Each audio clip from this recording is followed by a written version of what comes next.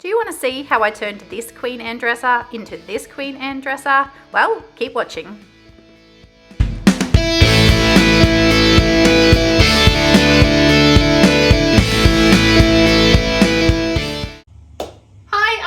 Welcome to my channel. If you're new here, make sure you hit the subscribe button. Today's video, we are going to be doing a easy, beginner-friendly, step-by-step makeover on this old Queen Anne style dressing table. I'm going to be painting the entire piece black, which is why it's really good for beginners who don't have very many tools. So come and join me and watch the transformation.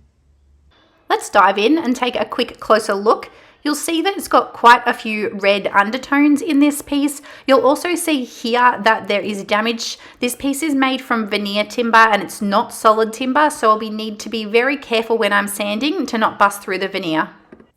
So the first step is going to be to clean the piece thoroughly and make sure that I remove all of the grime before I do my scuff sand.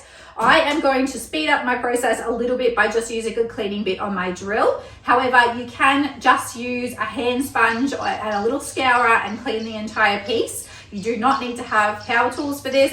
It just speeds up the process a little bit and makes it that little bit faster. I'm going to grab a bit of my triclinium. I use a degreaser that is a crystallized format. And I just mix that in with water and then stir that up so that the degreaser dissolves there in that water. And then I'm going to use this degreaser to clean the entire piece thoroughly. It's recommended that you use a rubber glove when you are using a degreaser because degreaser can be quite corrosive on your skin. So if you are touching the degreaser with your hand, try and wear a rubber glove on that hand. I've just got my cleaning bit on my drill. I'm going to dip that in the water, get the water with the triclinium on it. And then I'm going to turn my drill on and start cleaning my piece. Make sure you say goodbye to all the pesky grime that's been built up on your furniture, remembering that you can either do this by hand or if you're feeling adventurous, unleash the power of your drill with a cleaning bit to have a turbo boost for your cleaning. Once I finish that, I need to go over the entire piece with a rag or microfiber cloth just to remove all the excess water. As I said before, this piece is made from a veneer timber and it's a very thin timber. So any amount of water is going to sit on that veneer, potentially soak into the veneer and then make it swell. So I need to make sure that I remove all of the excess water and there's no large amounts of water just left sitting on the piece as it's drying that could damage it. Then once I have got all the excess water off, I'm going to let it sit and dry fully because I don't want it to be wet when I'm doing my scuff sand. Next up, I'm going to take the drawers out and I'm going to number the drawers so that I know which drawer goes where. It's a lot easier to put your piece back together when you number the drawers. So in terms of how I work this out, I usually go left and right and then top and bottom. So this drawer is going to be left number 1 and that's the top drawer. Then the bottom drawer is going to be left number 2. As you can see, it's quite dirty on the inside where the drawers go and also dirty inside the drawers. I'm going to clean all of that as well using my cloth. Just keep cleaning until it's clean inside and out thoroughly and you're ready to move on to the next step. Once I finish the cleaning, I'm going to remove the hardware from the drawers. For these particular drawers, I have a flat head on the back. I've got a flathead screwdriver and I'm just going to loosen off those screws on the back here so that I can take this hardware off.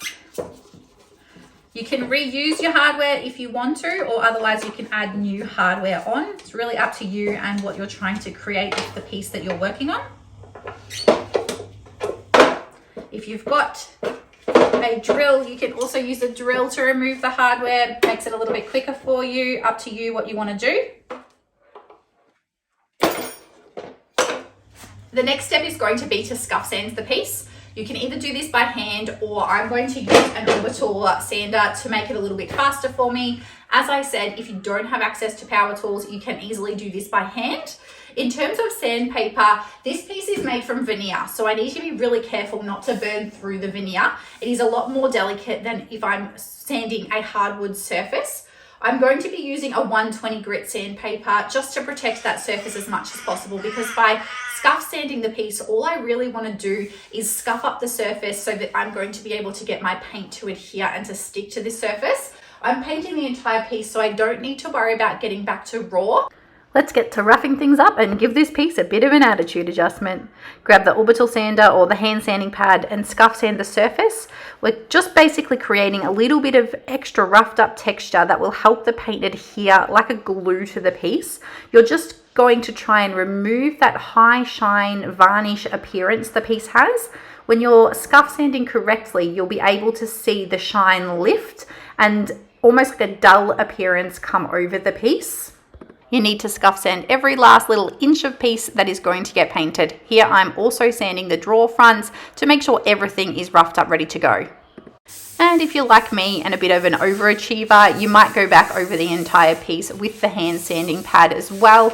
I do this especially when I have edges that are different and uneven surfaces. It's really just so much easier to get into all of those tiny little hard to reach areas with the hand sanding pad to make sure I haven't missed anywhere. If you've missed pieces when you're scuff sanding and then you go and add your primer, there might be bits that your primer doesn't stick and then you have to redo your primer. Really, it's just much easier to make sure you have scuff sanded the entire piece properly before you move on to priming. I also wanted to do a little bit of repair work, so I just grabbed out some wood filler and used my fingers to gently push the wood filler into any sections that I could feel with my hand felt a little bit uneven, just to make sure that I got as smooth a surface as I could before I painted. Once the wood filler dried, I grabbed out the sander and I just sanded off the excess wood filler. And I needed to do another quick clean before painting. I know what you're thinking, my God, she hasn't even got to painting yet. This is going to take so goddamn long. But I can't stress it enough that the preparation work is by far the most important part of getting a durable finish. I just grabbed my cloth and my degreaser, tried cleaning them again, and gave the piece another quick clean down to remove all of those lingering dust particles. We don't want those in our paint. Finally, time for some paint. Up next is priming perfection. This is a crucial step to ensure the paint job lasts. I took a shortcut with this piece because I knew I was going to be painting it black and all I needed was adhesion properties. I didn't need anything else and I just wanted to use the spray paint to make the job a little bit quicker for me. I grabbed a shellac primer and I sprayed it on evenly to the surface, making sure that it's not too thick anywhere that could cause it to run. Usually I just apply the primer by hand with a paintbrush and roller. I do also have a full spray gun that I sometimes use. However, if I'm just working on one piece, often there's too much work involved to get the spray gun out, especially with the shellac primer and then clean it all out. So I might just use a spray can to make the job that little bit simpler and that little bit faster. You can grab a spray can of shellac primer at most hardware stores, but if you are going to use a spray, you do need to use a full respirator mask, so you're going to need to get yourself a mask when you're at the hardware store getting yourself the primer. Alternatively, just use a paintbrush and apply the primer by hand. I just wanted to quickly show you what bleed through looks like. You'll see here these red patches that have come through the primer, and that's bleed through from the red undertones underneath. Now, if I was going to paint my furniture a light color, a white or a cream, I would need to go over this again and add another coat of primer on top so that I could stop that from coming through to my paint. But because I'm painting black, I can just move on and not worry about it. Now that I've got the primer on, I'm going to grab a piece of 320 sandpaper. You could also use a 240 or a 400 grit sandpaper. And I'm just going to give it a little bit of an overall light sand, just to smooth it out before I start applying my paints. I actually really love doing this bit for some reason. I find it very satisfying. It just lifts a tiny little bit of the primer up off the surface and enables you to create a smooth as butter finish. And I mean, at the end of the day, that's what we all want, really. A nice, smooth finish. Once again, you need to remove all the sanding dust. Grab out a microfiber cloth and give the piece a quick dust down before applying the paint. Grab out your paint and give it a good shake. I'm using this beautiful black paint. Then I'm going to grab out my mini roller and my paintbrush. Pour your paint into a mini roller tray. I'm using a plastic bag here just to save me on cleanup. Yes, it is recyclable. And then I'm going to apply the paint onto the piece. I'm just going to use the paintbrush and the mini roller and work my way across the entire piece, applying the paint nice and smooth. I don't need to worry too much about paintbrush strokes because this is a self-leveling paint, but I do want to make sure that I don't put it on too thick and that I don't have any drips or runs anywhere. If you're loving this video and would like to learn more about how to paint furniture, I have an amazing online program called Rookie Painter Society. It's a membership which has an online portal which has an entire step-by-step video library of the entire process about how to refinish furniture. You'll also get access to a private Facebook group where you can ask me questions, and I help you troubleshoot any problems that you get into along your painting journey. It's super valuable and you'll be amazed by all of the content inside. Head to the link in the description to check it out. Let's get back to this piece. I'm still working my way through applying that first coat of paint over the entire piece. Just take your time and enjoy the therapeutic benefits of refinishing furniture. This is one of the reasons why I still paint most of my pieces by hand, even after refinishing for more than 5 years, because it just is so therapeutic to me to be able to sit out in my garage, listen to my music, and paint my furniture. You also need to paint the drawer fronts or the entire drawers if that's what you choose to do. I'm only painting the drawer fronts here, and then I'm going to apply a wood butter to the inside of the drawers. I just use my paintbrush to paint the outside of the drawers, all around the edges, and then I use the roller to roll along the front flat surface. Once again, you really just want to apply a nice thin coat of paint. You don't want it to be too thick, as that could then cause it to run. I find if anything's going to run, the drawers are more likely to, along with the edges and the feet of the piece. I love working with black paint because it's just such a sleek finish and always just has a really nice feel at the end.